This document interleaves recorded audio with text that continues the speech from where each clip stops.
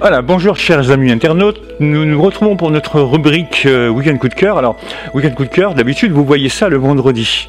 Là, ça ne sera pas ce soir, ça sera probablement demain, au moment où vous serez tous sur la toile.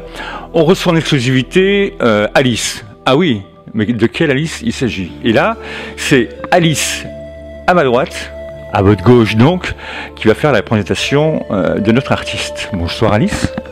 Bonsoir Joël.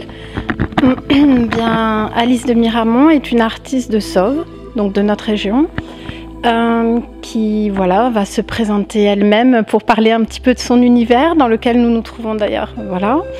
Et je la laisse parler. Avant que tu me parles de tes expos, qui est Alice? Quel est son style de peinture? Alors, en fait, ça prend forme sous plusieurs inspirations, c'est-à-dire qui remontent à très loin. À la fois, c'est inspiré des estampes japonaises, des poèmes, des écrits de Baudelaire, de Cocteau, des lectures que j'avais étant enfant.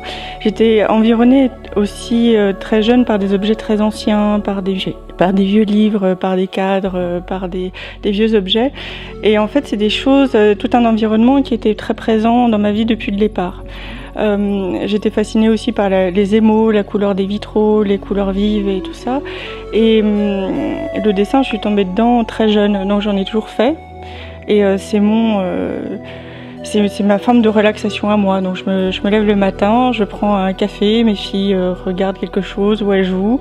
Et moi, je fais un ou deux dessins le temps de me lever et puis je commence ma journée. Et voilà, c'est... Tu n'es pas ce qu'on peut appeler un peintre en contrarié. La peinture, tu la maîtrises depuis tout petit, enfin tu la maîtrises. C'est un cheminement depuis tout petit. C'est pas d'un seul coup tu te dis tiens, j'ai envie d'être artiste peintre. D'ailleurs, on ne peut pas dire ça, hein. C'est un long travail. Hein. Non. Bah oui, c'est vrai, c'est un long travail. Hein. Non, ça je pense que c'est plutôt les autres qui vous donnent cette appellation-là. Moi j'étais assez... tout ça c'est venu petit à petit. Et puis c'était surtout un besoin premier parce que j'aimais faire du dessin et parce que j'aimais ça et parce que du coup je me suis aperçue que on pouvait faire des expositions, que j'avais des bonnes réponses à mon travail et petit à petit ça a pris forme. Mais on ne fait pas des choses comme ça du jour au lendemain en disant on a envie de devenir quelqu'un. C'est pas comme ça que ça marche. En fait c'est presque l'inverse. C'est-à-dire qu'on commence par... C'est le regard des autres qui font ta peinture? Non, parce qu'en fait c'est une ouverture quand je fais un dessin. C'est-à-dire que j'attends pas à ce que les autres interprètent ce que je veux leur dire, j'attends qu'ils s'y retrouvent. Et en fait le plaisir, je pense pour l'artiste, c'est pas d'enfermer l'autre dans sa vision, c'est que l'autre puisse y trouver une fenêtre dans lequel il puisse se reconnaître. Et pour moi, ce sont des petites... tout ça sont des petites Madeleines de Proust, quelque part. C'est-à-dire, c'est mon passé, mon présent, à la fois. Et ça a inspiré des fois par d'autres œuvres aussi. Tout ça, c'est un... Je pense que l'intérêt, c'est une fois qu'on a trouvé un langage, c'est de ne pas s'enfermer dedans et de pouvoir justement... travailler et continuer et se donner des portes ouvertes pour créer encore d'autres choses. Alors c'est marrant parce que depuis quelque temps on interviewe beaucoup d'artistes peintres et revient souvent les mêmes mots de communication, les petites Madeleines de Proust. Oui. Apparemment vous avez tous lu les mêmes choses, vous avez tous vu les mêmes choses. Alors on repasse un petit peu à Alice, à ma gauche donc, à votre droite. Alice, elle est quand même très pudique. Tu l'as rencontrée comment ? Bien, on s'est rencontrés par une personne qu'on a en commun sur Montpellier qui nous a présenté parce qu'Alice avait envie d'être présentée par un agent, voilà, quelqu'un ou un manager, comme on veut l'appeler, qui s'occupe un petit peu de sa carrière et voilà, la présenter au milieu. Donc on s'est rencontrés à Montpellier il y a quelques mois et depuis, l'aventure est partie et puis on a pas mal d'expositions. Donc voilà, là on a entre autres... Non, pas les conneries pour l'instant. Alice. Oui. Non, à Montpellier. À Montpellier. Alors, je sais... Commun, qui n'est pas dans l'art, mais qui est dans l'univers un petit peu de l'art quand même, mais il n'y travaille pas actuellement, en fait. Voilà. Alors, je sais que tu as un catalogue relativement important. De quelle façon tu t'arrêtes sur une œuvre telle que les œuvres d'Alice ? C'est vrai que les artistes, soit viennent ou soit moi, voilà, parce que j'ai un vrai coup de cœur et que j'ai envie de mettre la lumière dessus, mais on va dire que ça se passe vraiment, pour moi, l'artiste et l'agent, c'est vraiment une rencontre, un rendez-vous et une possibilité de travailler ensemble et de collaborer ensemble, parce que pour moi c'est une association, c'est pour ça que j'ai créé une assoce d'ailleurs, et parce que ils ont besoin en fait d'être que dans la production et nous vraiment d'aller dans tout ce qui est le commercial. Le côté commercial, ça c'est vrai que c'est pas forcément le fort de tous les artistes et ils ont besoin d'avoir des gens comme nous pour aller voilà, chercher des lieux, voilà, et pour mieux les représenter. Alors, on a amené sur la table un certain nombre de... C'est des œuvres à toi, oui, hein, oui, c'est pas moi, hein, c'est des œuvres à toi, hein, t'as vu comment on fait bah oui, voilà, je t'en prie.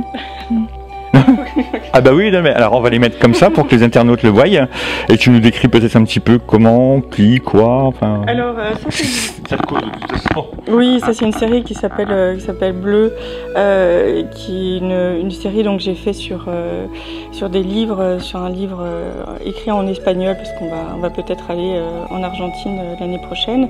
Et puis ça, ce sont des choses que je fais justement très rapidement le matin. Enfin très rapidement le matin ou l'après-midi ou en fait non, le soir je travaille jamais, mais je suis pas du tout de la nuit.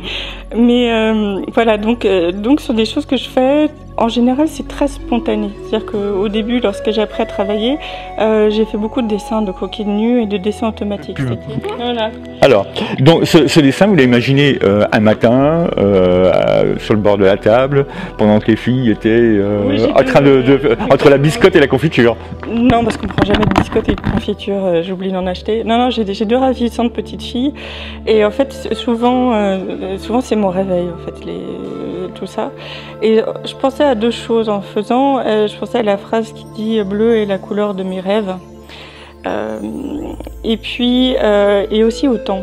Parce qu'en fait, pour chaque créateur, quand on peint, et ça c'est une conversation que j'avais aussi avec un ami il n'y a pas longtemps, quand on peint, en fait, le temps devient élastique, c'est-à-dire qu'il n'a plus d'importance. C'est-à-dire qu'on se met dans un autre état où finalement on peut se laisser aller à la contemplation, à des choses. Il y a une grande part de ce que je fais qui est de l'ordre de la contemplation. Je rentrais dans des panneaux de sens interdit quand j'étais plus jeune, tellement j'étais ailleurs. Enfin, j'ai des crises de distraction qui peuvent m'amener très loin, mais c'est vraiment un mélange de ça. Donc ça me permet de contrôler un peu cet état-là. Et c'est un besoin nécessaire, je pense, de me mettre un petit peu le matin effectivement à pouvoir m'échapper un petit peu, quoi. C'est ça le truc.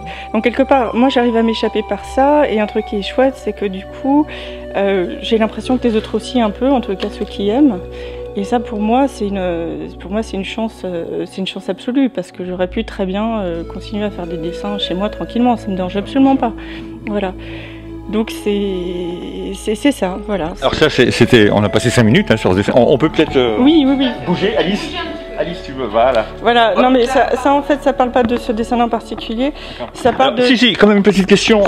J'ai remarqué, bon, hormis le graphisme, oui. Il y a de l'écrit. Oui, il y a de l'écrit derrière. Alors les écrits, c'est très simple.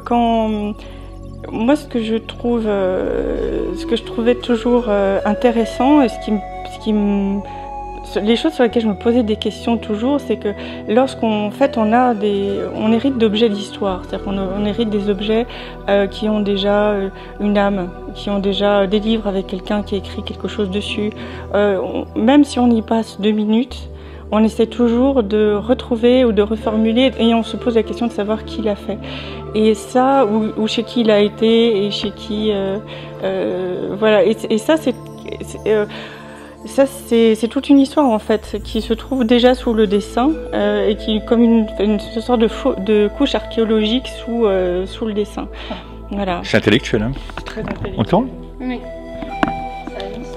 C'est une histoire, c'est voilà. Donc on est toujours dans l'univers des femmes, là, hein? Oui, des femmes, et puis celui d'avant, c'était un petit peu de l'amour aussi, je sais pas si vous avez remarqué. Oui, j'ai vu. Voilà. Non, vous n'avez pas vu.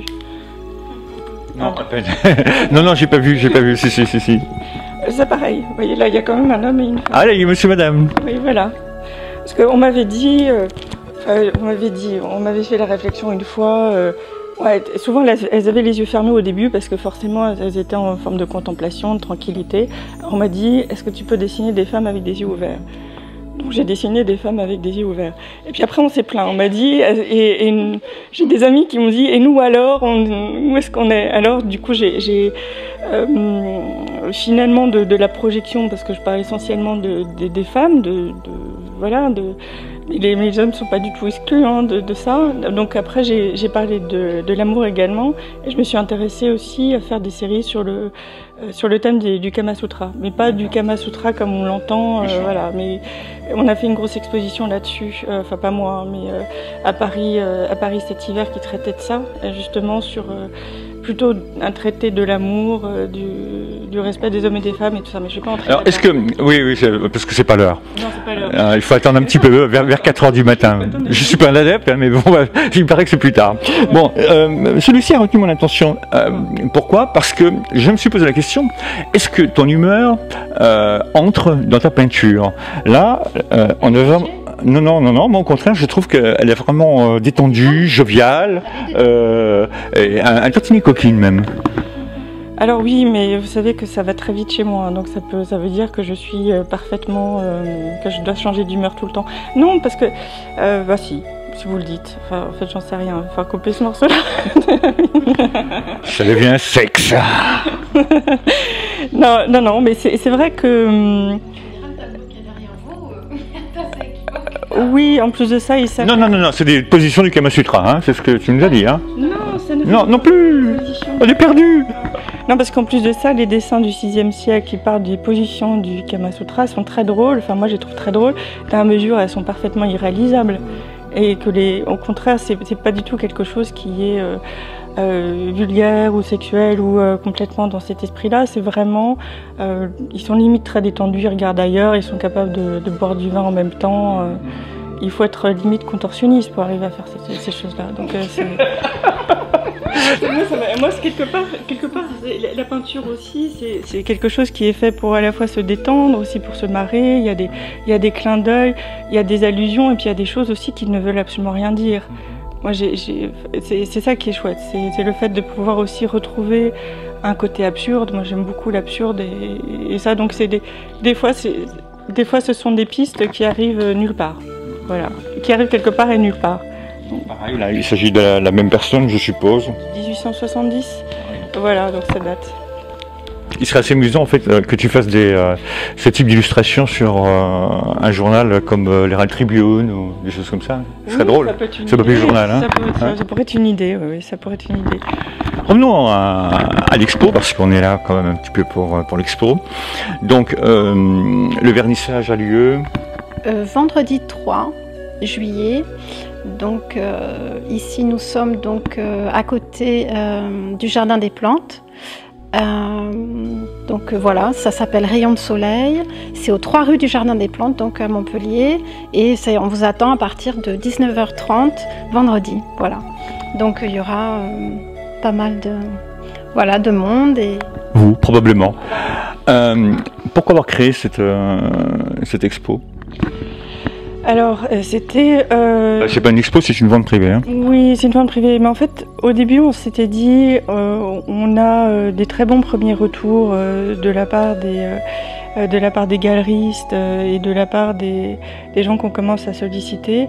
Ce serait chouette de pouvoir fêter ça. Et du coup, on s'est rajouté un truc à faire en plus, mais c'est pas grave, parce qu'on fera la fête quand même. Et voilà, parce que là, en ce moment, il y a pas mal d'actualités en cours et il y a eu beaucoup de travail, voilà, à mettre en place. On a en ce moment beaucoup de... Ton actualité, justement, en ce moment ? Voilà, mon actualité, c'est que j'expose dans le cadre de la Biennale de Venise, mais dans le festival Off, au Palais Casonardi jusqu'au 31 juillet, et ça c'était dans le cadre avec Carla Enartz, voilà. Il y a aussi une exposition... Non, mais tu peux prendre ton petit papier, on a fait des notes, hein, voilà. Ah oui, parce qu'il y en a beaucoup. Et moi, ah bah ouais, allez-y. Alors, on est du 1er juillet au 31 septembre à Avignon, et ça c'est une très jolie, une très jolie proposition, parce que la galeriste d'Avignon nous a demandé de réaliser l'affiche et puis de faire le personnage d'Alice, et elle nous a fait une jolie place. Donc là, c'est une exposition en commun avec toute une mise en scène et une scénographie de la part de Marianne Livolsi. Donc il y a un gros travail et on la remercie pour cet accueil, l'accueil qu'elle nous a fait là-bas. Donc ça, c'est le vernissage, c'est donc le 3 aussi. Des choses sur le feu, mais là on va déjà... on va le réserver pour les internautes. On va le réserver pour les internautes plus tard, parce que sinon ils vont plus rien comprendre. Moi-même j'ai du mal à me suivre, donc voilà. Alors moi j'aimerais quand même faire un petit tour sur des produits dérivés, parce que c'est important aussi pour un artiste de pouvoir vivre correctement de son œuvre. Et là, les produits dérivés, c'est des choses qui sont quasiment assurées. Dixit, je vois sur la table des coques de téléphone, c'est pour des i5, i6, c'est pour tout style de... iPhone 5, mais en fait... iPhone 5. Mais t'en fais pour tout style de téléphone, de toute façon. Enfin, tu vas en faire pour tout style. À partir du moment où on a les visuels, on peut les faire pour tout type de téléphone. On voit celle-ci, là, voilà. Et tout ça, c'est... Ouais. Et tout ça, c'est des répliques d'œuvres que tu as interprétées déjà, hein? Oui, parfaitement. Bah, elles existent, vu que les images... Oui, forcément. Forcément, bien sûr. Et la série de cartes postales également, que tu fais également. Voilà, donc ça, on se croirait à la braderie de Lille. Hein. Oui. Attendez, bougez pas. Le coussin, voilà. Ouais. Donc si vous voulez mettre un joli coussin pour mettre sur votre canapé, c'est une œuvre d'art exclusive, hein, bien sûr, à chaque fois. Bah, là, ce sont des reproductions. Oui, mais c'est une œuvre exclusive. On les tire en petite série, en tout cas. Oui, c'est pas des... C'est fait pour la vente privée, voilà. Bah, l'idée aussi, c'est de petit à petit mettre ça en place. Là, j'ai l'idée de faire ça en commerce équitable, de faire vraiment des choses comme ça, parce que pour moi, c'est important aussi que si on commence à faire des produits dérivés de reproduction des images, parce que souvent pour un artiste il ne s'agit pas uniquement que de vendre des œuvres originales, on me demande aussi beaucoup dans les expositions, des cartes postales, des affiches, des choses comme ça, et des sacs, Bon, si on a la possibilité effectivement de faire en sorte que son œuvre soit sur d'autres supports, parce qu'une fois que l'œuvre est faite, elle devient une image. Voilà, donc, sur des assiettes, sur tout ce qu'on veut. On pourrait faire n'importe quoi. Enfin, mais par contre, c'est important je pense, après de pouvoir proposer des produits qui soient quand même des produits aussi qu'on a envie d'avoir chez soi. C'est-à-dire que voilà, de jolis produits dérivés. Donc on essaye, là on commence, là on a fait ça pour la vente, on va le mettre en place effectivement par la suite. Voilà. J'aimerais quand même revenir un tout petit 30 secondes sur l'iPhone, et puis après on va pas tarder à se quitter parce que le temps tourne, il faut aller se coucher. Hein. On va les trouver chez quel distributeur alors ces là produits pour l'instant parce qu'ils vont me le demander bien sûr donc. Oui, bah alors là c'est... Enfin, on a prospecté donc pour ces produits The Case, donc voilà, qui distribue les iPhones, donc les coques, pardonnez-moi, les coques pour iPhone, pour tout type de téléphone, et donc voilà, donc très certainement on va conclure avec eux, et donc les produits de coques seront distribués dans les magasins The Case, donc il y en a à Montpellier, il y en a un petit peu partout en France. Voilà, ça c'est une chose pour les coques. Le mot de la fin, chère Alice? Alors là, vraiment, je sèche. Je ne m'attendais pas du tout à ça. Coucou maman, peut-être? Non, quand même pas à ce point-là. Non, mais écoutez, merci beaucoup pour... Non, mais ma pauvre mère veut qu'on la laisse tranquille un peu. Enfin, moi, je sais pas. Non, en tous les cas, j'ai passé un très bon moment. Vous, très certainement également. J'étais entouré de Alice et Alice. Et puis, on les retrouve très vite. Mais de toute façon, d'ores et déjà, vous pouvez les retrouver, les œuvres, les coques de téléphone, les cartes postales, et ça tu le vends aussi, je suppose, hein, voilà. Et tu as une adresse mail?